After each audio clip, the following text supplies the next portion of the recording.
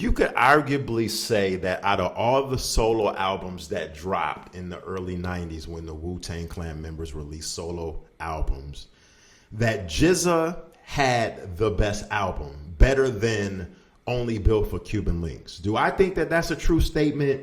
Absolutely not. There's no way you could top the Purple Tape.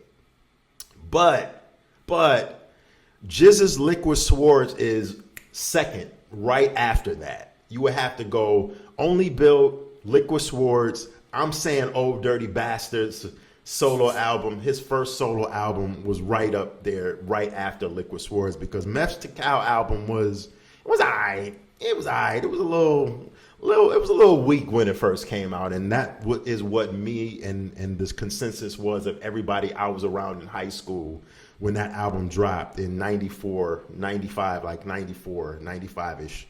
That was the consensus that album should have been a lot more hitting than what it was. But Liquid Swords, man, was a classic album. There's no denying that. But after, and there's so much lyrical ability that the GZA possessed. But after Liquid Swords, GZA came out with a couple solo albums after that, but they really didn't have the impact of that first album. And I think that's for a couple different reasons. But I do think that once the RZA stopped doing production for certain members like GZA, you know, once RZA stopped doing the production, the quality of the production of that albums kind of fell off just a little bit. But you could also say that RZA's production fell off very much so, very heavily too. So, you know, RZA might have just been giving them bargain basement beats at that point, because like check the video that I have on this channel that I just did about what happened to RZA's production. That's laying it out as clear as day. But Wu was going through a lot of changes. You know, vitriol between members of the group, all of these side groups like Killer Army, you know, all of these just weird offsprings of Wu-Tang. Wu was just oversaturated at one point. That's what I really think hurt them more than the fact that when they did reunite for their solo albums after the double album, the albums was just kind of meh.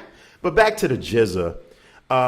When GZA released his first album, I call that the Girl Come Do Me album. What was it called? Words from the Genius, actually. That was released in 91 before he really got with Wu, so we're not going to count that. Liquid Swords, instant classic. We already know that. But in 99, he came out with his third album, Beneath the Surface, which I thought was a pretty decent album, actually. I thought the beats were good on that album. I remember that first single, Breaker Breaker. I thought that song was cool. I thought the beat was all right. It was catchy. And he had some joints on that album. But after that album was kind of when, you know, GZA just started to fade out a little bit. His fourth album, Legend of the Liquid Swords, dropped in 2002. And that really didn't make any waves like that. And I think, too, the fact that GZA was on MCA Records, which was not known to be a hip-hop dedicated label, really hurt him, too, as far as like on the promotional side and just trying to get out to the masses that the album was out there. And, you know, certain labels are going to push your music better than others. And MCA has never, ever been known as a hip-hop label. It's always been known as like a label for either like adult contemporary artists or R&B label, for the most part, pushing R&B music on, you know, on different fronts.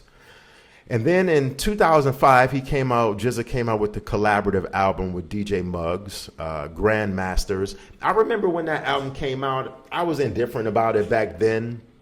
I revisited it yesterday because I knew I was going to be talking about this today, and it just didn't move me like that. Some of the beats were just okay. It was okay. It was cool. GZA really didn't lose his lyrical proficiency. It's just that the production, man, ever since, you know, Liquid Swords, GZA has never had that production like that, besides a few moments here and there.